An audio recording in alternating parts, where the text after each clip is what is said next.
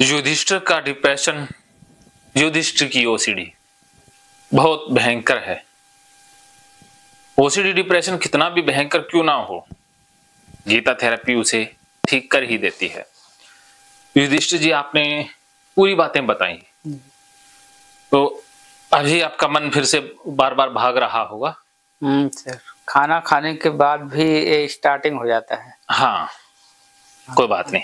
तो ये ध्यान तो भटकना बंद हो जाएगा, लेकिन इससे पहले मन में जो डाटा बसा हुआ है, जो डाटा स्टोर हो गया है, उसे डिलीट करना होगा। फिर ही ये ध्यान हट पाएगा।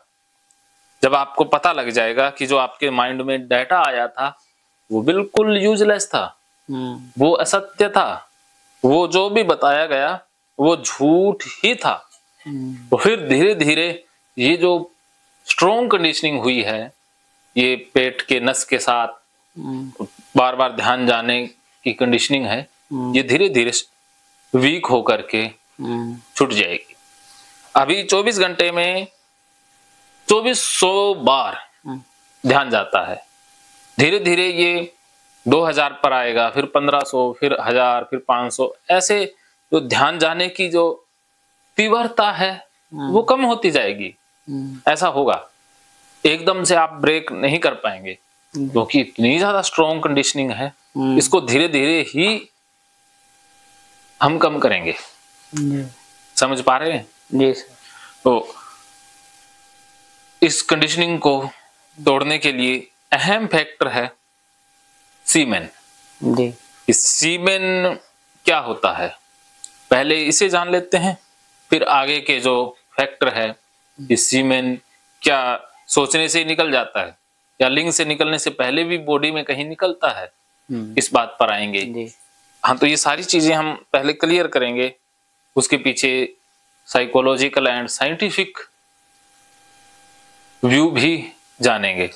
फिर आपके मन से ये फेक धारणा, गलत विश्वास धीरे धीरे कमजोर पड़ता जाएगा और आप रिलैक्स फील करने लग जाएंगे, शांत फील करेंगे। तो मैं आपसे पहले पूछना चाहता हूं कि आप सीमेन किसे मानते हैं, या आपके दृष्टिकोण में सीमेन क्या है? जैसा सर मैंने पढ़ा है उस हिसाब से सीमेन मतलब कहते हैं, वैसे तो ये रिप्रोडक्टिव मतलब बच्चा के जनन के काम में आता है मतलब। हाँ, लेकिन पता नहीं क्यों कुछ लोग कहते हैं कि बहुत, या तो बचपन में जो सुना था खून से, वो तो उतनी वैज्ञानिकता नहीं लगती। हाँ, कि खून से बनता होगा, लेकिन फिर भी काफी लोग कहते हैं आयुर्वेद में भी कि ये बलवर्धक, ओज का कारण और शक्ति का कारण वीर में ही निहित होता है, या फिर इसी को मानते हैं। तो मैं इसके विपरीत कभी गया नहीं कि आखिर क्या है, यही होगा, धातु बनती हैं तो इनसे।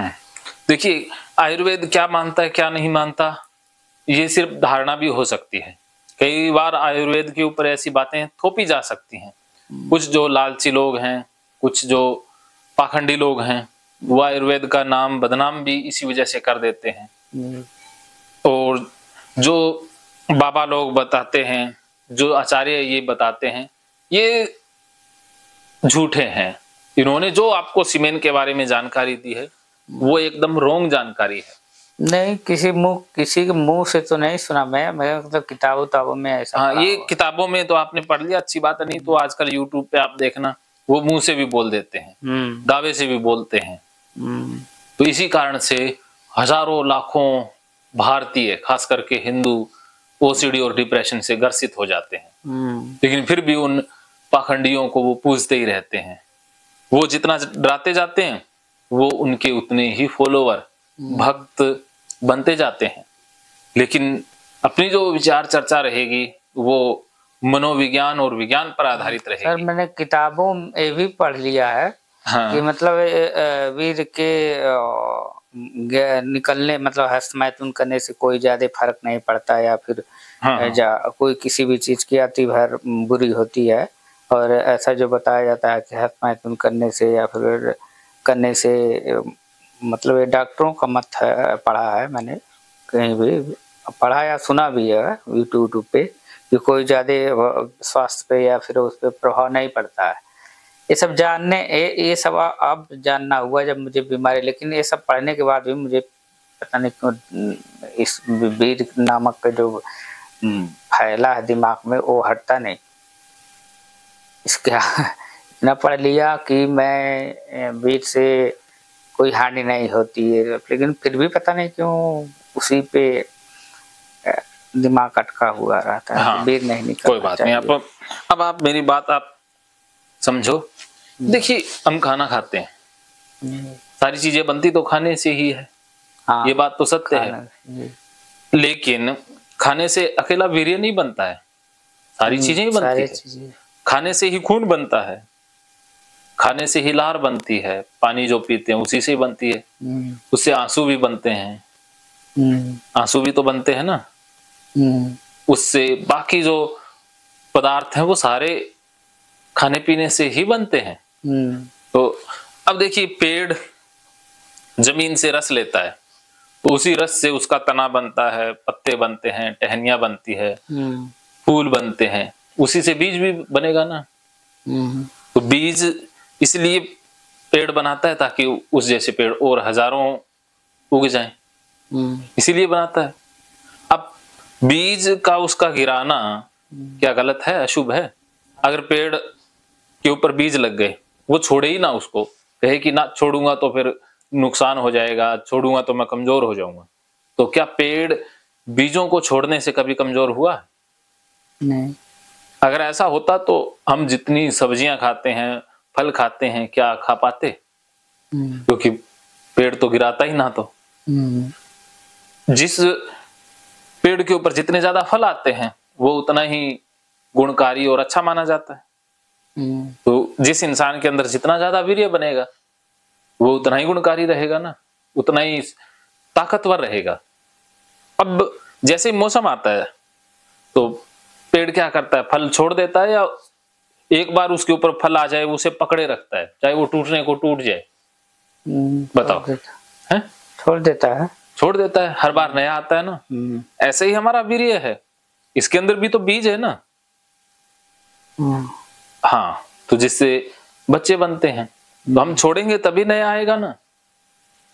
हाँ, लेकिन छोड़े सर तो ठीक है। मतलब ये जो फिजिकल रिलेशनशिप बनाते वक्त छोड़े तो उसमें तो दिक्कत नहीं आती, लेकिन मुझे सोचने से ये रहता कि मैं क्यों बार बार ऐसे सोचने से गिरता रहेगा ये। वो क्या तो है, ये आपकी समस्या क्या है कि आपने इसे सोच लिया कि ये छोड़ना खून कम होना या ये दिमाग इससे चलता है। वीर्य से दिमाग नहीं चलता है। दिमाग कभी वीर्य से आज तक चला है? कभी किसी डॉक्टर ने कहा? नहीं। तो जब तक डॉक्टर ना कहे उसी की बात को मानते हैं ना। आप जुकाम हो जाए, आपको पेट दर्द हो जाए, आप डॉक्टर की बात मानेंगे या किसी पंडित की बात मानेंगे? बताओ। डॉक्टर की बात। हाँ, तो उसी तरह से दिमाग के जो डॉक्टर हैं वो सच बताएंगे या ये पंडित मौलवी पादरी ये सच बताएंगे दिमाग के मामले? बताओ। डॉक्टर ही बताए। हाँ, तो आपने ये जो पढ़ा या सुना जो भी है ये बिल्कुल फेक डाटा था कि दिमाग वीर्य से चलता है। ये तो बिल्कुल निराधार बात है, असत्य बात है। दिमाग वीर्य से चलता ही नहीं है। दिमाग में वीर्य होता ही नहीं है, चलेगा कैसे? जी। बॉडी में कहीं और कहीं वीर्य थोड़ी ना पाया जाता है। वो तो जैसे काउंसलर ने एक बार बताया था कि अंडकोश है, यहीं पर वो इकट्ठा रहता है, और कहीं खून में थोड़ी ना वो मिला हुआ है, नसों में थोड़ी ना भरा पड़ा रहता है। कहीं भरा थोड़ी ना होता है जैसे खून भरा होता है। ऐसे हमारे शरीर में वीर्य थोड़ी ना भरा हुआ है। नहीं। क्या समझे? हाँ, भरा नहीं। बताते जाओ साथ ही साथ भी आपके जो धारणा है, जो रॉन्ग बिलीफ है वो कमजोर पड़ा है या अभी भी उतना ही आपको लग रहा है? जो पुराना डाटा सुना हुआ है? तो सर वीर जैसे, हाँ, जैसे मुझे उस समय दिक्कत नहीं होती है कि फिजिकल जैसे बनाने जा रहे हैं तो वीर गिरेगा, उस समय नहीं दिक्कत होती है वीर को गिराने में। अंदर अंदर ये सोच रहता है कि सोच से डर कि सोच लिए तब ये निकल जाता होगा। देखो, और वे हाँ, इसी बात पर आते हैं। बार सोच लेने से वीर्य निकल जाता होगा, ये आपका सबसे बड़ा एक फियर है। हाँ इसी ने यहाँ ओसीडी को जन्म दिया है जी। चलो इसी को पहले काट देते हैं।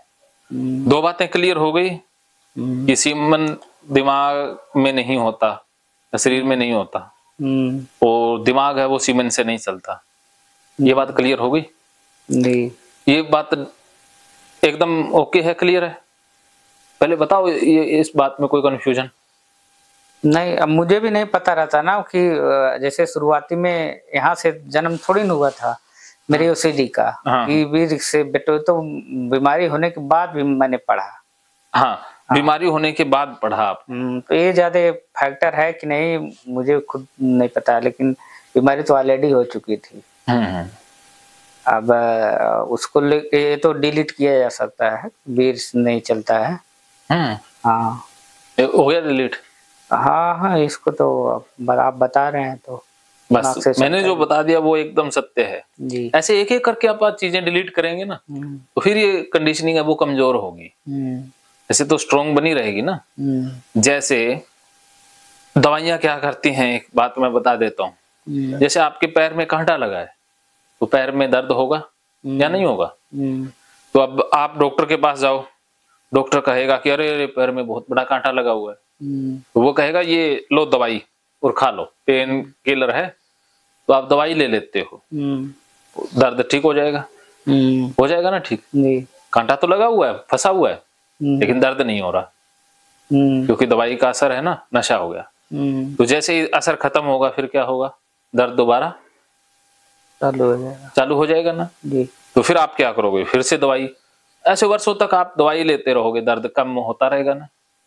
लेकिन आप एक बार दर्द को सहन करके कांटा निकाल देते तो एक बार दर्द होता फिर बाद में नहीं होता ना। तो इसी तरह से जो हम धारणाओं को बदलने की बात कर रहे हैं, डेटा को डिलीट करने की बात कर रहे हैं, ये कांटा निकालने जैसा है। तो काउंसलिंग, थेरेपी और ये जो असली ज्ञान है, भगवत ज्ञान है, इसी से वो कांटा निकलता है। तो हो सकता है आपको एक बार दर्द का सामना ज्यादा करना पड़े, क्योंकि जब कांटे को हाथ लगाते हैं ना तो दर्द ज्यादा होता है ना।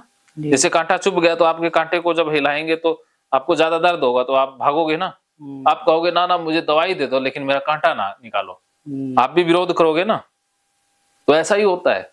लेकिन जब तक कांटा नहीं निकलेगा दर्द बना ही रहेगा ना। तो एक बार कांटा निकलवा लेना, दर्द को सहन करते हुए अच्छा रहता ना जी। हाँ, तो ये कांटा निकाल रहे हैं, आपके दिमाग में वो कांटे फंसे हुए हैं, उन कांटों को निकालना ही होगा, वरना दर्द बना रहेगा। तो एक बार दर्द को पूरा सहन कर लो जी, बिल्कुल। एक बार दर्द को बढ़ा लो, चाहे कांटा निकलवा लो, अच्छे रहोगे। क्या समझे जी? क्या समझ में आई बात? हाँ हाँ, समझ में। क्या मतलब पूरा जो भी हो रहा है उसको होने दीजिए, और एक बार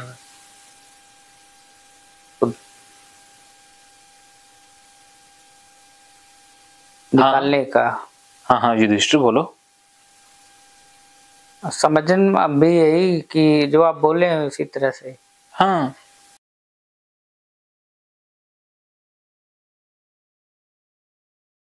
महकेंगे फिर से खुशियों के रंग भगवत गीता थेरेपी कोर्स के संग। इतिहास का पहला ऐप जो गीता के माध्यम से ओसीडी डिप्रेशन का इलाज आसान बनाएगा। ओसीडी डिप्रेशन का इलाज हुआ और भी आसान, और वो भी बिना दवाई, घर बैठे। किसी को बीमारी की चिंता है तो किसी को चिंता की बीमारी है।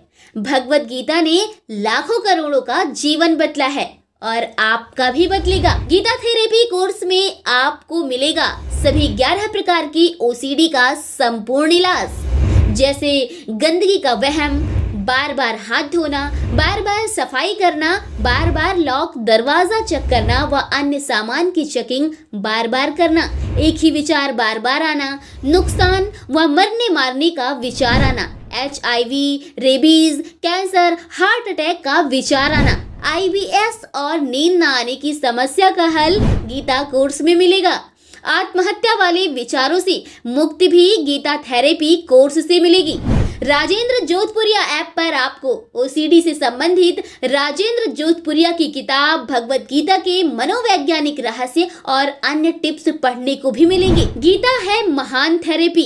गीता में CBT, हिप्नोथेरेपी, माइंडफुलनेस, ERP व अन्य बहुत सी साइकोथेरेपीज का समावेश मिलेगा। राजेंद्र जोधपुरिया ऐप एक, फायदे अनेक। आज ही प्ले स्टोर से डाउनलोड करें, लिंक डिस्क्रिप्शन में है। तो देर क्यों, अभी जाइए डिस्क्रिप्शन में और लिंक पर क्लिक करके प्ले स्टोर से अभी डाउनलोड कीजिए राजेंद्र जोधपुरिया ऐप और पाइए अपनी सभी समस्याओं का हल। मानो तो मौज है, वरना समस्या तो हर रोज है।